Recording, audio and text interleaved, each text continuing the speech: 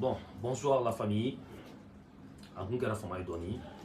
En famille na donc, au cours de nouvelles chamana ko don et l'empereur quand. Dieu merci, alhamdoulilah. Donc je vais très bien. Dieu merci. Amega para au toujours. Mais puis on beaucoup y ka tiblaja bela jelenfo. Ko fo ko bara kelena ko fidélité là toujours.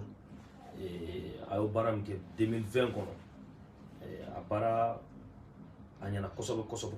mbo fo date foli mina o bara la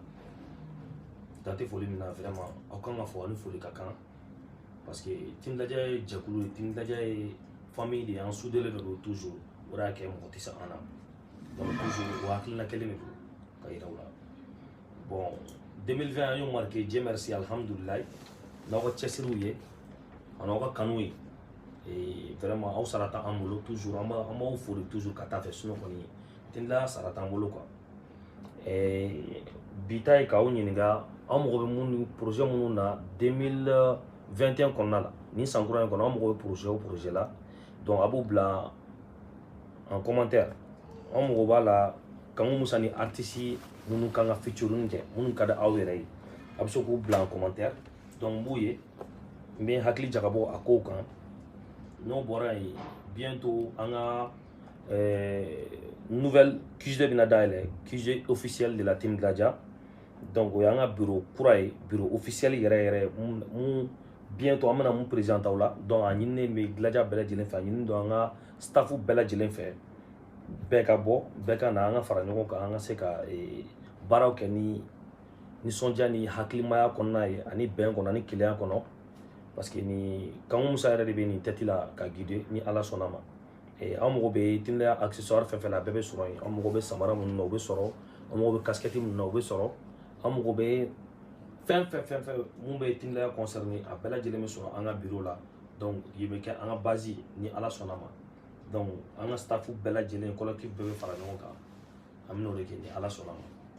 déjà que bara obe sena et nambora o kizoko tabolo kono la mena projet pro concernant les nouveaux clips chaman ba de ne kɛra chaman ba minnu bɛ ka aw kɔnɔ ni ala sɔnna ma an bɛna clip bɔ sini n'o ye marchandise donc n'o bɔra une semaine kɔnɔ n'a sera k'o baara la yɛlɛ 1 million na an bɛ clip kura wɛrɛ bila semaine min b'o suivi ni ala sɔnna ma n'o bɔra yen n bɛ fɛ fana bɛɛ k'i abonné an ka Instagram n'an ka YouTube an filɛ ka direct kɛ min kan ako abonné la toujours surprise badene be 2021 me jugani 2020 abi jugani san to fɛn tɛmɛna ni ala sɔnna ma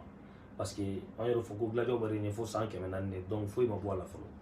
ni ça c'est le début du commencement an bɛna kɛwale people jate kɔnɔna la vraiment Gladja a ye na nisɔndiya kosɛbɛ parce que aw ye record min kɛ depuis ala ka diɲɛ da a ye record ɲɔgɔn ma deli ka kɛ o record aw ye baara la yɛlɛ fo 500 000 la vote la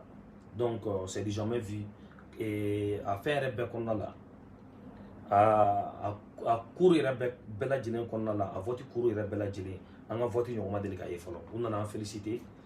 hier soir ne yɛrɛ tun bɛ yan nɔ an féliciter la kosɛbɛ donc ne b'a fɔ ni Gladja ka effort de vraiment halisa aw cɛsiri aw jilaja team la c'est la meilleure team d'Afrique n y'o de fɔ team la ya ɲɔgɔn tɛ yen team fɛn fɛn bɔra musicalement diɲɛ kɔnɔ bi bi in na team Gladja bɛɛ bin team Gladja b'a bɛɛ lajɛlen sanfɛ donc an ka kunnawolo de ye an b'an disi gosi n'o de ye an bɛ bangebagaw fo k'an kanubagaw fo ka maliyɛnw fo o la donc surprise caman bɛ k'aw kɔnɔ 2021 kɔnɔ son kuraw caman clip dumanw caman barika yɛlɛn dɔrɔn a ye baara kɛ ni Instagram ni YouTube ye aw ka abonné olu la o ɲininen don aw fɛ donc an ka se ka baara goloba 2021 kɔnɔna la projet baden de bɛ yen bientôt studio label ka se ka Mali rap sécuriser k'a protéger parce que bibi na ɲɛma Mali rap protéger mɔgɔ min bɛ Mali rap ɲɛma o de bɛ se ka Mali rap sauver o de bɛ se ka Mali rap protéger bi o de bɛ se ka na ni projets ye bɔsira caman bɛ yen ka Mali rap internationaliser faut pas que Mali rap ka dan Mali yɛrɛ kɔnɔna la o de y'a kɛ Kaŋu Musa bɛ ka bɔ diɲɛ fantan naani ka taga yira ka taa Mali rap la kodɔn k'a yira fan bɛɛ fɛ donc ne tɛ fɛ a ka dan ne kelen ma n dɔgɔnin minnu bɛ ka na nouvelle génération minnu bɛ ka na bientôt label ani studio an ka QG in dabɔlen don baara caman kama an tɛna se k'a bɛɛ fɔ bi donc an bɛna wele bila bɛɛ lajɛlen ma c'est pas parce que il va on protéger au dronté il va on dombaga artiste au dronté mais Mali rappeur bella jelen ko do bientôt il va on bena Mali rap yɛrɛ de dɛmɛ Mali rap yɛrɛ bakuruba parce que ne ka coup de pouce au direct de kata chaîne internationale bena au jouer ko ba waro bena kɛ concours don bena kɛ ka bla rappeur ni ɲɔgɔn cɛ fan bɛɛ fɛ yan dɔrɔn tɛ Bamako dɔrɔn viselen tɛ région bella jelen ani sur-région bella jelen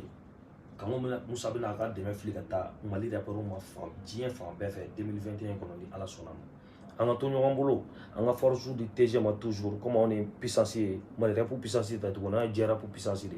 donc Iba Jackson je vous promets du lourd en 2021 inchallah ko kuraw bɛ yen collaboration dumanw a y'a bila en commentaire dɔrɔn a bɛ fɛ ka Moussa ni artiste minnu ka featuring kɛ a bɛ fɛ ko duman fɛn fɛn kan ka kɛ a y'aw hakilina bila ne kɔni ne content no bi in na aw ka exploit la parce que Gladjo a ye baara kɛ vraiment ni mɔgɔ ko k'an ma baara kɛ o tigi ye nkalon tigɛ mais n profite o fɛ ka Lili b'a ka album kura annoncé a bɛ nalen en mois de mai bon ne de bɛ n'o fana pousser ni Ala sɔnna ma ko album di anw ma en mois de mai n'o bɔra yen Damawan se prépare il est au studio a bɛ ka baara kɛ Annie Chris d'Abidjan elle est venue aussi pour une collaboration avec TG Kangou Moussa TG Boss donc a dan de don an bɛ k'o clip fana tourner o fana bɛna d'aw ma sɔɔni n'o bɔra yen on va lancer un gros big up à notre frère qui est au niveau du Cameroun, Blinko Boss, donc afin de baara kɛ TG afin ka album kura bɛ préparation na n'o bɔra Tapsi Samaba bɛ yen olu bɛɛ bɛ préparation na 2021 ka di trop Lil One, Modi One, Korola Diva fana bɛ ka nana ka ko kuraw ye tuguni ka fara o kan je crois que Kangou Moussa yɛrɛ fana ka stratégie duman bɛ yen mais an tɛ n'o bɛɛ fɔ an bɛna to ka baro kɛ toujours ka to ka ɲɔgɔn hakilinaw ɲininkali kɛ ka baara kɛ ni fanu yɛrɛ hakilina ye ka baara kɛ n'an ka public hakilina ye pour que an fana bɛ se ka na ni ko minnu ye ko minnu ka di aw yɛrɛ ye an tɛ fɛ ka ko kɛ ko min ka di an yɛrɛ ye ka dan an yɛrɛ ma an bɛ fɛ ka a bɛɛ kɛ an n'aw de ka to ka baro kɛ an ka se k'aw fana hakilina dɔn k'aw hakilina faamuya donc Kangou Moussa fana bɛ studio la toujours donc Toroni bɛ yen an bɛ Toroni sanfɛ toujours Dieu merci an bɛ bɛɛ lajɛlen fo bi sorti tun ye de ka Timinadiya QG kura officiel an ka bureau kura a bɛna dayɛlɛ mois de mars kɔnɔ ni Ala sɔnna ma tout est prêt an ka studio an ka labelu an ka accessoires a bɛɛ lajɛlen bientôt an ka marque kura fana bɛna ale officialiser o marque fana tɔgɔ n bɛna bɔ k'o fana d'aw ma ni Ala sɔnna ma TG c'est la loi n b'a fɔ aw ye ko à la prochaine an bɛ ɲɔgɔn bolo a dan don